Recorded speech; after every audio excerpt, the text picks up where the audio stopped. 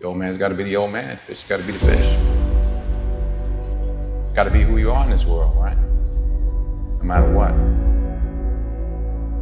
Who we have to be in order to do what we need to do.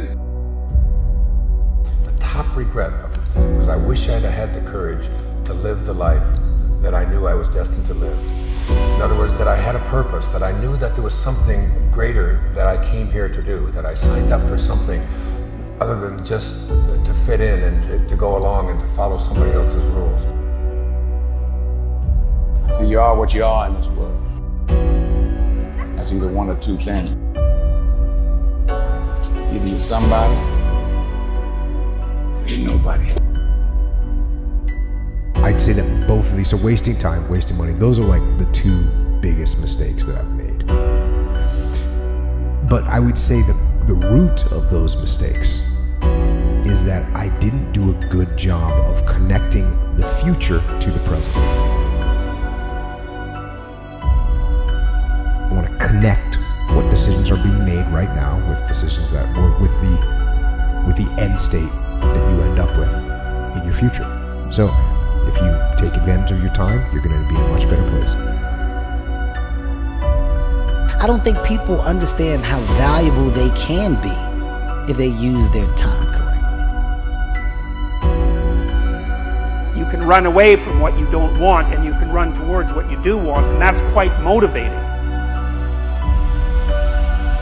And so if you want to move towards a particular goal, you're going to run into impediments, and some of those impediments will be other people, and the voices in your own head for that matter. And the more deeply you have your rationale for what you want articulated, the more potent you are as a fighter for your own destiny, so to speak. Think deeply about why it is that the future you want is important. If you concentrate solely on your career, you can get a long way in your career. And I would say that that's a strategy that a minority of men preferentially do. That's all they do. They work like 70, 80 hours a week. They go flat out on their career. They're staking everything on the small probability of exceptional status in a narrow domain.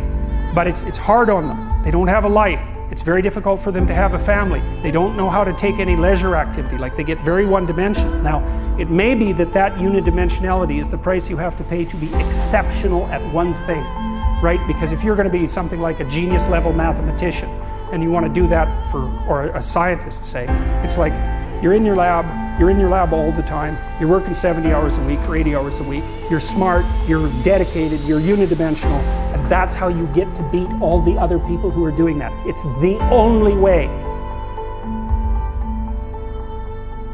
Nobody knows but you. You can't get advice on what you should do with your life, right? Nobody knows what you are. Like, even sometimes you don't really even know what you are. You got to take your shot. And it's like, as much as you want people to agree and you want the people around you to be supporting your dreams and all, it's not going to be like that all the time. You got to do it alone. When your dreams is a lonely, solitary, scary, dangerous pursuit, you can't wait for somebody to think you can do it.